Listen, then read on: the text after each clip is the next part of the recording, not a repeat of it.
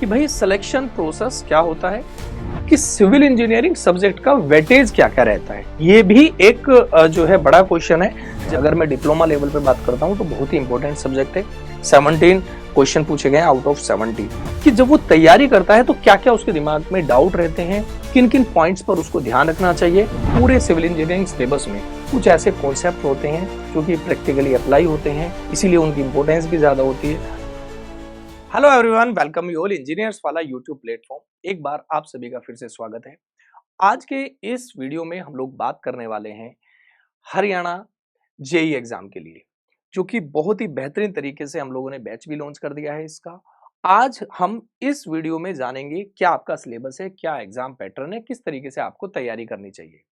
तो तैयारी करने से पहले बहुत सारी चीज़ों का, बहुत सारी बातों का ध्यान रखा जाता है, और ये वीडियो आप लास्ट तक अगर देखते हैं तो आपको बहुत ही ज़्यादा हेल्प मिलने वाला है। ये वीडियो आपके लिए बहुत हेल्पफुल वीडियो होने वाला है। बात कर लेते हैं। जैसा आप देख रहे हैं कि हम एक डेप्थ में एनालिसिस करेंगे, कुछ चीज़ों से आपको एक एक्स्ट्रा हेल्प भी मिलने वाली है। सबसे पहले हम बात करने वाले हैं कि भाई ये एग्ज़ाम है कौन सा, HSSC JE. What is HSC JE, ये आप बात करेंगे तो इसका मतलब है Haryana staff selection commission junior engineer. ठीक है, जो कि आपके हरियाणा का स्टाफ सिलेक्शन कमीशन है, वो जूनियर इंजीनियर एग्जाम कंडक्ट कराता है। दूसरा हम बात करेंगे कि ये इस एग्जाम में इस एग्जाम से आपका सिलेक्शन कहाँ होगा। स्टेट लेवल जेई में आपका सिलेक्शन होने वाला है। ये एक स्टेट लेवल रिक्रूटमेंट एग्जाम है जो कि conducted by HSSC to recruit junior engineer, ये हमारी जानकारी होगी। उसके बाद मेनली जो वैकेंसी यहाँ पर निकाला जाता है, ज़्यादातर जो वैकेंसी निकाला जाता है वो सिविल डिपार्टमेंट के लिए रहता है। ये जो मैं बात कर रहा हूँ ये सिविल इंजीनियरिंग ब्रांच के लिए बात कर रहा हूँ, सिविल इंजीनियरिंग डिपार्टमेंट के लिए बात कर रहा हूँ। सिविल इंजीनियरिंग एग्जाम के थ्रू आप जो है यहाँ डिफरेंट डिफरेंट डिपार्टमेंट्स में जो है वर्क करते हैं। डिफरेंट डिफरेंट डिपार्टमेंट्स के रिक्रूटमेंट के लिए एग्जाम कंडक्ट कराया जाता है, इतनी बात होती है। अब वो डिपार्टमेंट कौन कौन से हैं, जैसा देख सकते हैं आपका PWD हो गया। हर एक स्टेट के ये कुछ कॉमन डिपार्टमेंट्स होते हैं और इन सारे डिपार्टमेंट्स का एक कॉमन एग्जाम होता है। इसी तरीके से आपका यूपी स्टेट में होता है, राजस्थान स्टेट में होता है, और इसी तरीके से आपका हरियाणा स्टेट में कई एग्जाम है। इस एग्जाम के थ्रू आप PWD पब्लिक वर्क डिपार्टमेंट में जा सकते हैं। दूसरा इरिगेशन एंड वाटर रिसोर्सेज हो गया, पब्लिक हेल्थ इंजीनियरिंग हो गया, हरियाणा अर्बन डेवलपमेंट अथॉरिटी हो गया, डेवलपमेंट एंड पंचायत हो गया, टाउन एंड कंट्री प्लानिंग हो गया, Haryana daily development cooperative federation हो गया। इस तरीके से आपका फिशरीज हो गया। इस तरीके से ये आपके डिपार्टमेंट है, कुछ कॉमन डिपार्टमेंट्स हैं। अच्छा, एक बात और मैं ऐड कर दूं यहाँ पर, ये जो अभी हम बात कर रहे हैं, अभी जिस एग्जाम पैटर्न की मैं बात करने वाला हूँ, जिस सिलेबस की मैं बात करने वाला हूँ, ये प्रीवियस सिलेबस है।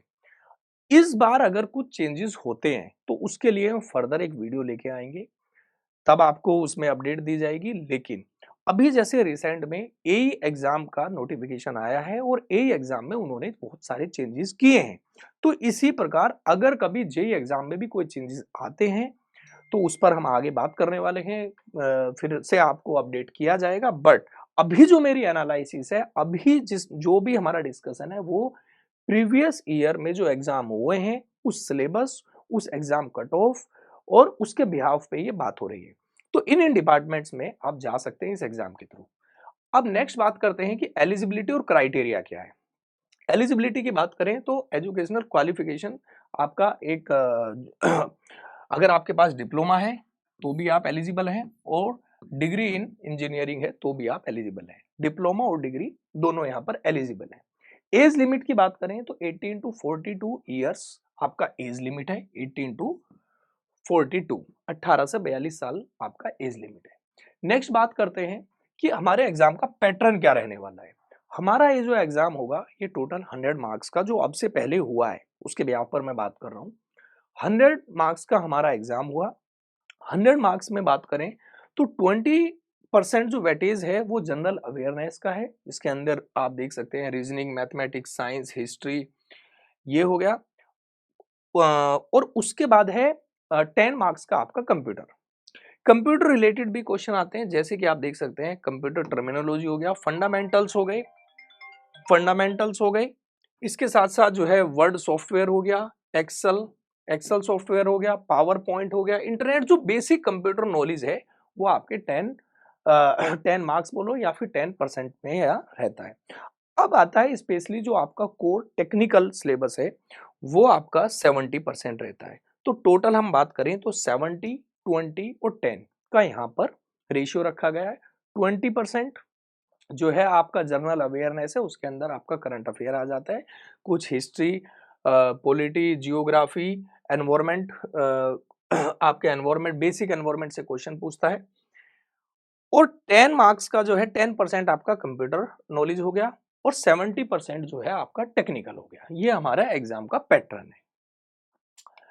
नेक्स्ट बात करते हैं, जो कि अभी जिस पैटर्न पर हमारी बात हुई है, तो नॉन टेक्निकल पार्ट जो है वो आपका 30 क्वेश्चन 30 मार्क्स का रहने वाला है, जिसमें कि आपके 20 क्वेश्चन जनरल अवेयरनेस के रहने वाले हैं और 10 नंबर जो है आपके कंप्यूटर से क्वेश्चन पूछे आने वाले हैं। इवन 10 क्वेश्चन आपसे कंप्यूटर के पूछे आने वाले हैं। उसके बाद टेक्निकल की बात करते हैं। टेक्निकल पार्ट में भी 70 क्वेश्चन और आपका 70 मार्क्स, टोटल 100 क्वेश्चन 100 मार्क्स जो आपका प्रीवियस पैटर्न रहा है। ये यहाँ तक पॉइंट क्लियर होता है। ये आपका एग्जाम का पैटर्न है प्रीवियस, और अगर यही फॉलो होता है तो इसी तरीके से आपको तैयारी करनी है। इसी पैटर्न के हिसाब से आपको अपना माइंड सेट करके रखना है। आगे बात करते हैं कि भाई सिलेक्शन प्रोसेस क्या होता है। सबसे पहले आप सीईटी टेस्ट देते हैं, जो कि एक कॉमन एलिजिबिलिटी टेस्ट होता है।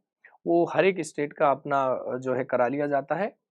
नॉन टेक्निकल पार्ट होता है, उसको क्वालिफाई करने के बाद आपको जो है आप एलिजिबल हो जाते हैं डायरेक्टली एग्जाम देने के लिए, जो कि स्टेट का जेई का एग्जाम है या अलग अलग डिपार्टमेंट्स में भी होता है।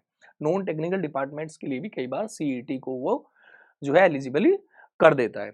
तो उसके बाद सीईटी के बाद आपका ओएमआर बेस्ड टेस्ट होता है, जो अब से पहले हुआ है। उसके बाद फिर डॉक्यूमेंट वेरिफिकेशन होता है, फाइनली आपका सिलेक्शन हो जाता है।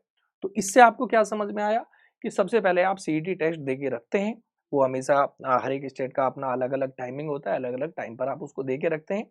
उसके बाद जैसे अभी जेई का ये एग्जाम है, तो इसका जो डेट आएगा उस डेट पर आप एग्जाम देंगे। ओएमआर बेस्ड टेस्ट रहेगा, उसके बाद फाइनल डॉक्यूमेंट वेरिफिकेशन होगा और आपका सिलेक्शन हो जाएगा। ये हमारा एग्जाम का ये सिलेक्शन प्रोसेस रहा।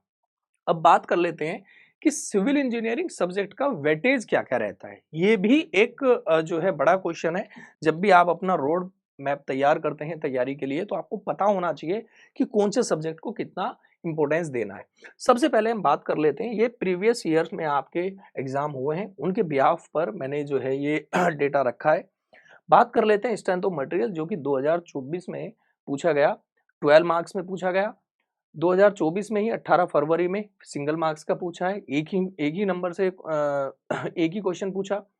सितंबर 2019 में एक क्वेश्चन, 2018 में 3 क्वेश्चन, 2018 में ही फिर एक क्वेश्चन और 2018 में 4 क्वेश्चन। तो इससे आप एवरेज लगा सकते हैं कि 5 से 6 नंबर का जो है आपका स्ट्रेंथ ऑफ मटेरियल रहता है। बट ये जो एक सिंगल ईयर, अभी रिसेंट ईयर की बात करें, 2024 की बात करें, तो इसमें 12 मार्क्स का पूछा है। तो यहाँ से हम समझ सकते हैं कि ये जो 70 मार्क्स में 12 मार्क्स जो हैं सोम के हैं, तो अच्छा खासा वेटेज है। उसके बाद आता है बीएमसी। बीएमसी का वेटेज 16% रखा है, मतलब 16 क्वेश्चन रखे हैं इन्होंने आउट ऑफ 70, जो 2024 में ही हुआ है। तो मेरा तो पर्सनल सजेशन आपको ये है कि आप 18 और 19 को ना कंसीडर करके थोड़ा आप जो है 2024 में जो आपके एग्जाम हुए हैं आप उन पर ज्यादा फोकस करें और उसके हिसाब से अपनी तैयारी को आगे बढ़ाएं। तो यहाँ पर एक इंपॉर्टेंट सब्जेक्ट आपके लिए सोम हो जाता है। बीएमसी का वेटेज भी अच्छा खासा रहा है, 16 नंबर और 40 नंबर। 9 अगस्त में जो एग्जाम हुआ उसमें 16 नंबर और जो 18 ऑफ फेब में हुआ है वो आपका 40 नंबर। आरसीसी, आरसीसी का वेटेज यहाँ पर 5 नंबर में पूछा गया है, यहाँ पर 3 नंबर में, तो वही 5 से 6% आप 5 से 6 क्वेश्चन मान के चल सकते हैं। स्टील में बात करें तो 4 क्वेश्चन और 18 फरवरी शिफ्ट में इसमें पूछा ही नहीं है।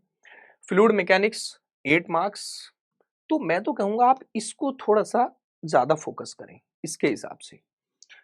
उसके बाद जो है सॉइल मैकेनिक्स, इन्होंने एक ही नंबर का पूछा है, जबकि मैं आपको बता दूं अगर प्रीवियस ईयर में देखें तो 2 नंबर और 4 नंबर का पूछा है। और सॉइल मैकेनिक्स अपने आप में कोई भी एग्जाम हो उसका एक आप समझ सकते हैं कि एक बोन सब्जेक्ट माना जाता है। तो वेटेज भले ही यहाँ कम है, इन्होंने क्वेश्चन कम पूछे हैं, बट सोइल मैकेनिक्स को आपको अच्छे तरीके से तैयार करके जाना चाहिए। But as per weightage condition ये है जो आपको दिख रहा है। Fluid mechanics 8, soil mechanics 1 question, hydraulic ये irrigation and hydrology and irrigation से ये आपके 4 क्वेश्चन पूछे गए हैं। ट्रांसपोर्ट से 3 क्वेश्चन पूछे गए हैं। सर्वे से 17 क्वेश्चन। सर्वे वैसे भी अगर एक डिप्लोमा लेवल पे बात करूं तो बहुत ही इंपॉर्टेंट सब्जेक्ट है। अगर मैं डिप्लोमा लेवल पे बात करता हूं तो बहुत ही इंपॉर्टेंट सब्जेक्ट है। 17 क्वेश्चन पूछे गए आउट ऑफ 70। रेलवे नहीं पूछा गया, सीपीएम नहीं पूछा गया, एनवायरमेंट नहीं पूछा गया, एस्टिमेट, बट इनको सिलेबस में उन्होंने दिया है, तो पढ़ के तो आपको सबको जाना है, बट जो इंपॉर्टेंट सब्जेक्ट हैं जिनका वेटेज ज्यादा है उनको ज्यादा अपना प्रायोरिटी पे रखते हुए थोड़ा ज्यादा रिवीजन करना है, ज्यादा क्वेश्चन आपको प्रैक्टिस करने हैं। तो इस एनालिसिस से हमें को एक पॉइंट क्लियर हो जाता है कि भाई हमें कौन से सब्जेक्ट पर ज्यादा ध्यान देना है, ज्यादा अच्छे तरीके से उस सब्जेक्ट को पढ़ना है। देखो जो हिस्ट्री रही है हो सकता है इस बार चेंज हो जाए, इस बार एक स्टैंडर्ड पैटर्न बना दे। हाँ, मैंने जितना as an civil engineering faculty होते हुए क्वेश्चन देखे हैं तो लेवल ऑफ क्वेश्चन बहुत लो रहते हैं, इसमें कोई चिंता करने की जरूरत नहीं है। बहुत लो लेवल के क्वेश्चन रहते हैं, बहुत वन लाइनर बेसिक क्वेश्चन पूछे जाते हैं। बात कर लेते हैं कि भाई हमारे सिलेबस में कौन कौन से सब्जेक्ट्स उन्होंने दिए थे पिछली बार की अगर बात करें तो फ्लूइड मैकेनिक्स यस दिया हुआ था। आपका स्ट्रक्चर सोम और टोस दोनों दिए हुए हैं। Surveying, construction material, building construction, concrete technology, water supply and waste water engineering, ये आपका पीएचई सब्जेक्ट हो गया। पब्लिक हेल्थ इंजीनियरिंग आप बोलते हो इसको, एनवायरमेंटल इंजीनियरिंग भी बोलते हो, इसके दोनों पार्ट दिए हुए हैं। इरिगेशन दिया हुआ है, हाईवे इंजीनियरिंग दिया हुआ है, सोइल एंड फाउंडेशन इंजीनियरिंग दिया हुआ है, एनवायरमेंटल एजुकेशन, हाँ इस पर आप ध्यान देंगे, ये जो है आपके सिलेबस में अलग है। बाकी जो इंडिया में सारे एग्जाम होते हैं जेई लेवल पे, उन सारे एग्जाम से ये थोड़ा सा इन्होंने अलग दिया है। जब इसको सिलेबस को हमने डीप में देखा तो ये थोड़ा नॉन टेक्निकल है। बात कर लें जैसे आपका पीसीएस हो गया, सिविल सर्विसेज हो गया, तो वहाँ उस लेवल का तो नहीं पूछा जाने वाला है, बट वहाँ पर जो टॉपिक देके रखे हैं वो सारे उस सिलेबस के देके रखे हैं। तो ये एडिशनल है, इसको अलग से आपको यहाँ पर जो भी हमने बैच लॉन्च किया है, अभी रिसेंट में आपका बैच लॉन्च हो भी चुका है, उस बैच में सेपरेटली कराया जाएगा, वेल प्लान्ड वे में अच्छे तरीके से इसको भी आपको पढ़ाया जाएगा, तो इस पर भी आपको फोकस करना है। उससे आगे बात कर लेते हैं अर्थक्वेक रेजिस्टेंट बिल्डिंग कंस्ट्रक्शन, ये भी दिया हुआ है, repair and maintenance of building, ये भी एडिशनल दिए हुए हैं, तो इन चीजों को भी आप कवर करेंगे। इंपॉर्टेंट नोट आपके लिए क्या है कि weightage of mentioned against the syllabus is tentative and may very, इस बात को भी ध्यान रखेंगे। अभी जो मैंने बोला है कि ये आपका प्रीवियस एग्जाम जो आपका प्रीवियस एग्जाम हुआ है उसके हिसाब से ये सिलेबस है, उसके हिसाब से हम लोग एनालिसिस कर रहे हैं, बट ये चेंज हो सकता है, और अगर कोई चेंजेस होता है, नोटिफिकेशन आता है, तो फर्दर हम उसके लिए वीडियो लेके आएंगे। अब बात कर लेते हैं जो हर एक स्टूडेंट के, जितने भी एस्पिरेंट है, उसके दिमाग में जो कॉमनली चलता है कि जब वो तैयारी करता है तो क्या क्या उसके दिमाग में डाउट रहते हैं, किन किन पॉइंट्स पर उसको ध्यान रखना चाहिए, विच रेफरेंस बुक, कौन कौन सी रेफरेंस बुक है, how many hours you should study, कितने आवर्स आपको स्टडी करना चाहिए। दूसरा, व्हेन टू सोल्व पीवाईक्यू, आपको पीवाईक्यू क्वेश्चन कब सोल्व करने चाहिए। सबसे पहले हम बात कर लेते हैं जो रेफरेंस बुक्स हैं, वो जब भी हम लोगों का बैच चलता है, हम लोग बैच में जो भी कंसर्निंग फैकल्टी आपको पढ़ाते हैं, तो एज पर सब्जेक्ट, भाई एज पर सब्जेक्ट एक्सपर्ट, हर एक एक्सपर्ट अपने सब्जेक्ट डील करता है, तो वो वहां पर कुछ रेफरेंस बुक भी बता देते हैं। इवन मैं बता दूं कि नोट्स ही मोर देन सफिशिएंट होते हैं। उसके बाद कितने घंटे आपको पढ़ना चाहिए इस बैच को कंप्लीट करने के लिए या इस एग्जाम को क्वालिफाई करने के लिए, तो हम लोग जो बैच लॉन्च करते हैं वो एक वेल प्लान्ड वे में करते हैं, तो वहां पर हम बात कर सकते हैं कि 500 से 600 घंटे मिनिमम आपको देना ही होगा, क्योंकि ये सिविल इंजीनियरिंग का इतना बड़ा सिलेबस है प्लस नॉन टेक्निकल सिलेबस है, तो आपको 600 प्लस आवर्स की स्टडी करनी ही चाहिए। ठीक है, स्टैंडर्ड बुक्स आप अपने लेवल पे भी देख सकते हैं, नहीं तो आपके जो फैकल्टी हैं अपना फैकल्टीज आपको बताते ही हैं। पीवाईक्यू कब सोल्व करने चाहिए, पीवाईक्यू सोल्व करने चाहिए पहले जब आप अपने कॉन्सेप्ट क्लियर कर लें, अपना थियोरेटिकल पोर्शन कंप्लीट कर लें, उसके बाद फिर आपको पीवाईक्यू अटेम्प्ट करने चाहिए। उससे क्या होता है कि आपको ये भी क्लियर होता है कि आपके कॉन्सेप्ट किस लेवल तक क्लियर हैं और कहीं न कहीं आपका एक कॉन्फिडेंस बिल्डअप भी होता है। तो हमेशा क्वेश्चन जो पीवाईक्यू सोल्व करने चाहिए वो एक बार थोरोली स्टडी करने के बाद ही करने चाहिए। इसके बाद आता है इन डेप्थ। अगर हम तैयारी कर रहे हैं तो हमारे पास एक स्ट्रेटेजी होनी चाहिए, एक रोड मैप होना चाहिए। उसके लिए सबसे पहले आपको डिसाइड करना है कि आपको तैयारी करनी है या नहीं। सबसे पहला तो डिसीजन लेना है। डिसीजन लेने के बाद फिर नेचर ऑफ एग्जाम जानना है। नेचर ऑफ एग्जाम जानना है, सिलेबस जानना है, वेटेज जानना है, ताकि आप अपना एक रोड मैप तैयार कर सकें कि मुझे कितना कवर करना है, कौन से सब्जेक्ट को कितना टाइम देना है। पहले आपने डिसीजन लिया, उसके बाद आपने एग्जाम का नेचर जाना, सिलेबस को देखा, सिलेबस को देखने के बाद वेटेज की एनालिसिस किया जो जस्ट अभी हम कर चुके हैं।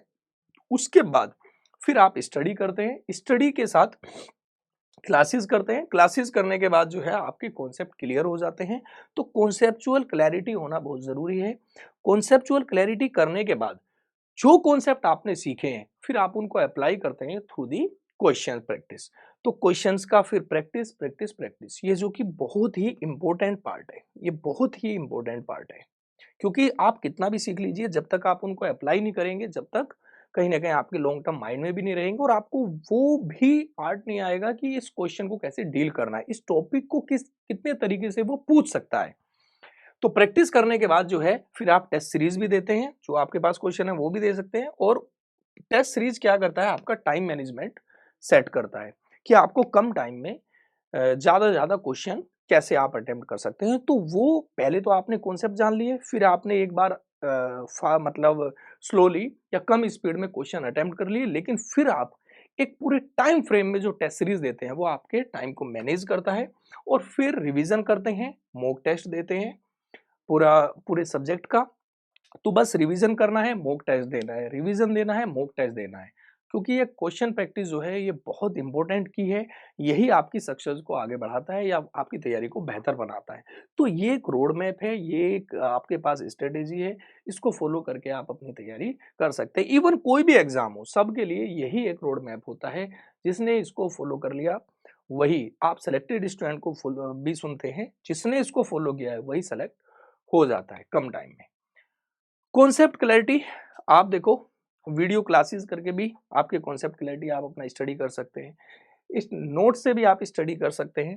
उसके बाद स्टैंडर्ड बुक से भी आप अपनी तैयारी कर सकते हैं। बट हम लोगों का मानना ये है कि जो आपके एक्सपर्ट होते हैं ऑलरेडी उनको पता होता है एग्जाम में किस टाइप के क्वेश्चन पूछे जाने हैं। कम टाइम में बेहतर तरीके से तैयारी करने के लिए आपको फॉलो करना चाहिए।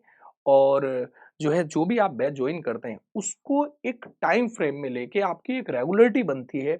और एक अपना रेगुलरिटी के साथ आप तैयारी करते हैं तो उससे आपकी वीडियो क्लासेस भी, इवन अब तो ऑनलाइन क्लासेस आप कर सकते हो। देखिए हमारा भी बैच ऑनलाइन ही है, तो लाइव क्लासेस आप कर सकते हैं। वहां से जो है अपना क्लासेस करेंगे, नोट्स भी आपको दिए जाते हैं, तैयारी कर सकते हैं। तो इस तरीके से आपके कॉन्सेप्ट क्लियर होते हैं। इसके बाद आपको कौन कौन से सब्जेक्ट पर ज़्यादा फोकस करना चाहिए। जनरल अवेयरनेस की बात कर लें तो भाई आपको करंट अफेयर रेगुलर देखना चाहिए, specially related to Haryana development. ठीक है, जनरल नॉलेज के कुछ टॉपिक है, जैसे आपका हिस्ट्री हो गया, जियोग्राफी हो गया, पॉलिटी, इकोनॉमिक्स, एनवायरमेंट, ये आपका स्टैटिक है, थोड़ा इस पर आप ध्यान दे सकते हैं। कंप्यूटर अवेयरनेस के लिए आप कंप्यूटर के बेसिक सीखिए, input output devices, MS Office, ये कुछ टॉपिक्स भी दे दिए हैं, internet, email, operating system, basic network. इन पॉइंट्स पर ये इंपॉर्टेंट एरिया है, इन पर आप फोकस करके जा सकते हैं। बात कर लेते हैं सिविल इंजीनियरिंग की। तो सिविल इंजीनियरिंग कैंडिडेट को फोकस करना चाहिए। अगर बात करें जैसे बिल्डिंग मटेरियल हो गया आपका, बिल्डिंग मटेरियल कंस्ट्रक्शन हो गया, इस वाले पोर्शन पर ध्यान देना चाहिए। क्योंकि प्रीवियस ईयर बता रहा है जो भी इन लोगों ने एग्जाम लिया है कि उसमें वेटेज इसका अच्छा खासा है। फ्लूइड मैकेनिक्स पर आपको ध्यान देना चाहिए, सर्वेइंग को अच्छे से करके जाना चाहिए, कंक्रीट टेक्नोलॉजी हो गया, सॉइल मैकेनिक्स और स्ट्रेंथ ऑफ मटेरियल, ये आपका एक इंपॉर्टेंट जोन है, इंपॉर्टेंट एरिया है, यहाँ पर आप फोकस अच्छे से करके जाइए। बात कर लेते हैं कि core concept, focus on basic concept and their applications. जो हमारे पूरे सिविल इंजीनियरिंग सिलेबस में कुछ ऐसे कॉन्सेप्ट होते हैं जो कि प्रैक्टिकली अप्लाई होते हैं, इसीलिए उनकी इम्पोर्टेंस भी ज़्यादा होती है। उनको फोकस करें, उसमें आपके फैकल्टी हेल्प करते हैं, आपको गाइड करते हैं, बताते हैं। Practice solving technical problems under time constraint. इस तरीके से अपने क्वेश्चंस को सोल्व करते हैं, टाइम फ्रेम में ही आप क्वेश्चन सोल्व करते हैं, प्रैक्टिस करते हैं, तो वो आपको हेल्प मिलेगा। इसके बाद भी वैसे तो मैंने सारे क्वेश्चन आपके कवर कर ही लिए हैं, फिर भी आपका कोई क्वेश्चन बचता है तो हमारे कमेंट सेक्शन में आप अपना क्वेश्चन रख सकते हैं, वहां से आपको रिप्लाई दे दिया जाएगा। ठीक है, रेगुलर हम लोग वॉच करते रहते हैं। आपके पास एक रोड मैप भी है, आपके पास एग्जाम का पैटर्न भी है, आपके पास सिलेबस भी है, आपके पास एक स्ट्रेटेजी भी है, और फिर भी कोई क्वेश्चन बचता है तो आप हमसे कनेक्ट कर सकते हैं। इवन आप इस वीडियो के कमेंट सेक्शन में अपना क्वेरी पूछ सकते हैं। तो इस तरीके से मैं समझता हूँ हम लोगों का ये रोड मैप था, हम लोगों का ये एक इन्फॉर्मेशन था जो आपको देना था, और ये आपको बहुत हेल्प करेगा। चलिए मिलते हैं फिर आगे नेक्स्ट सेशन में। Thank you very much, thank you so much, have a great day.